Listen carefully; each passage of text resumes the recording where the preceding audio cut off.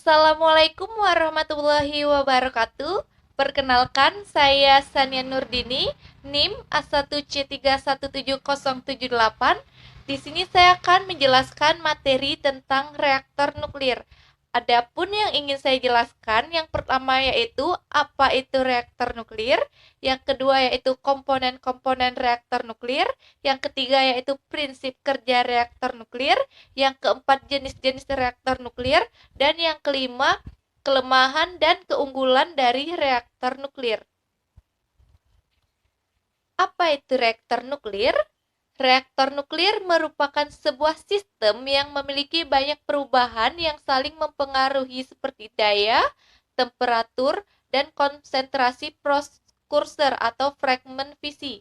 Dalam suatu reaktor nuklir, proses fisi dikendalikan dengan mengusahakan agar secara rata-rata hanya satu neutron yang dihasilkan untuk melakukan fisi berikutnya. Reaksi yang terjadi pada reaktor nuklir baik untuk reaktor penelitian maupun reaktor daya konvensional masih didasarkan pada terjadinya reaksi pembelahan inti fisi atau inti dapat dibelah oleh tembakan partikel neutron. Inti fisi yang ada di alam adalah uranium dan thorium, sedangkan neutron bisa dihasilkan dari sumber neutron. Selanjutnya yaitu komponen-komponen dan fungsi reaktor nuklir. Ada banyak sekali komponen-komponen yang digunakan dalam reaktor nuklir. Yang pertama yaitu tangki reaktor. Tangki reaktor berfungsi sebagai wadah untuk menempatkan komponen-komponen reaktor lainnya dan sebagai tempat berlangsungnya reaksi nuklir. Tangki yang berbanding tebal ini juga berfungsi sebagai menahan radiasi agar tidak keluar dari sistem reaktor. Yang kedua yaitu taras reaktor. Taras reaktor merupakan komponen yang berfungsi sebagai tempat untuk bahan bakar. Taras reaktor dibuat berlubang atau kolom untuk menempatkan bahan bakar reaktor yang berbentuk batang. Taras reaktor dibuat dari logam yang tahan panas dan tahan korosi. Yang ketiga yaitu bahan bakar nuklir. Bahan bakar nuklir merupakan komponen utama yang memegang peranan penting untuk berlangsungnya reaksi nuklir. Bahan bakar dibuat dari isotop alam seperti uranium, thorium yang mempunyai sifat dapat membelah apabila bereaksi dengan neutron. Yang keempat yaitu bahan pendingin. Untuk mencegah agar tidak terjadi akumulasi panas yang berlebihan pada teras reaktor, maka dapat dipergunakan bahan pendingin untuk pertukaran panasnya. Bahan pendingin ini bisa digunakan air atau gas. Yang kelima yaitu elemen kendali. Reaksi nuklir bisa tidak terkendali apabila partikel-partikel neutron yang dihasilkan dari reaksi-reaksi sebelumnya sebagian tidak ditangkap atau diserap. Untuk mengendalikan reaksi ini, reaktor dilengkapi dengan elemen kendali yang dibuat dari bahan yang dapat menangkap atau menyerap neutron. Elemen kendali juga berfungsi untuk menghentikan operasi reaktor atau shutdown sewaktu-waktu apabila terjadi kecelakaan. Yang keenam yaitu moderator. Fungsi dari moderator yaitu untuk memperlambat laju neutron. Cepat moderasi yang dihasilkan dari reaksi inti hingga mencapai kecepatan neutron ternal untuk memperbesar kemungkinan terjadinya reaksi nuklir, selanjutnya reaksi berantai. Selanjutnya yaitu prinsip kerja reaksi nuklir. Pelepasan energi di dalam peristiwa inti individu seperti perencanaan alfa secara kasar adalah juta kali lebih besar daripada pelepasan energi di dalam peristiwa kimia yang dihitung berdasarkan setiap atom. Akan tetapi, untuk menggunakan tenaga inti besar, kita harus mengaturnya sedemikian rupa sehingga suatu peristiwa akan memicu peristiwa inti yang lain yang berada di sekitarnya sampai proses tersebut menyebar di seluruh materi seperti nyala api melalui sebuah balok kayu yang terbakar. Kenyataan bahwa lebih banyak neutron yang dihasilkan di dalam fisi daripada yang dihabiskan.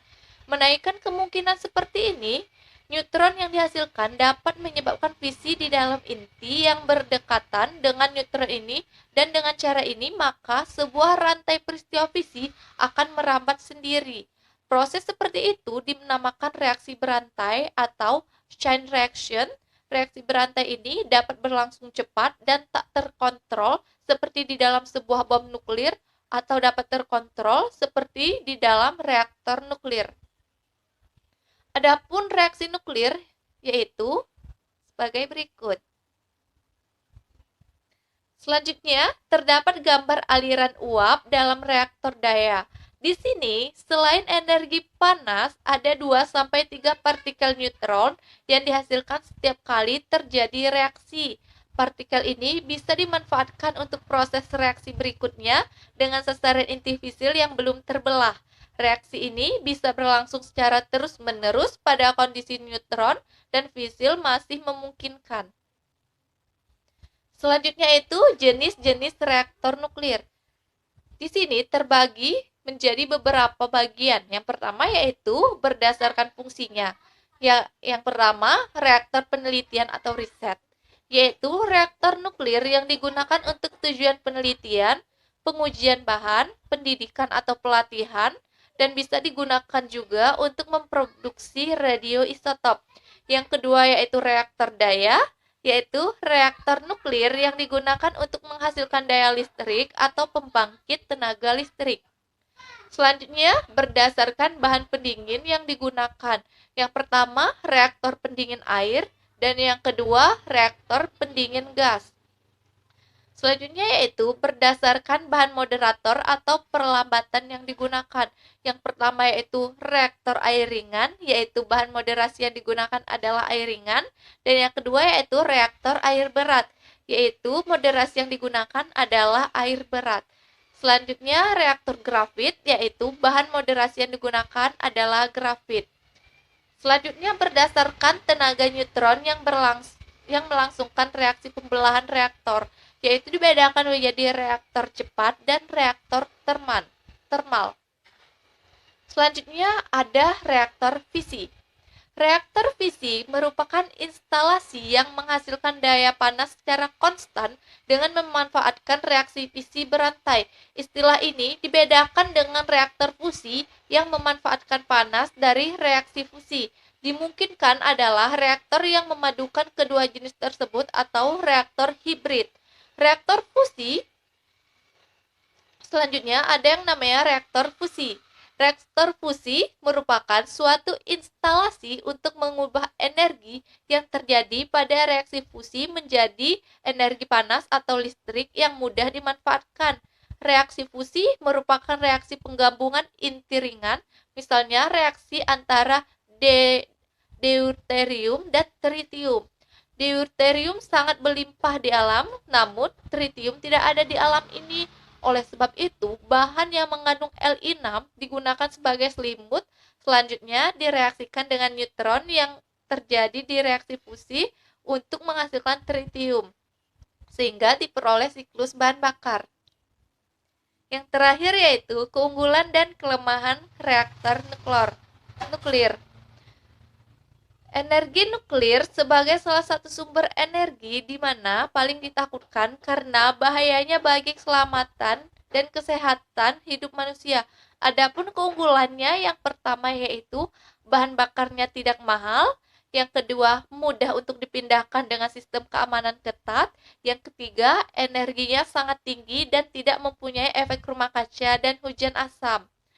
Untuk kelemahannya yang pertama yaitu butuh biaya yang sangat besar untuk sistem penyimpanannya disebabkan dari bahaya radiasi nuklir itu sendiri. Yang kedua, bahaya massal dari produk buangannya yang sangat radioaktif. Dan yang terakhir, nuklir sebagai senjata pemusnahan. Nah, itu tadi sekian video dari saya.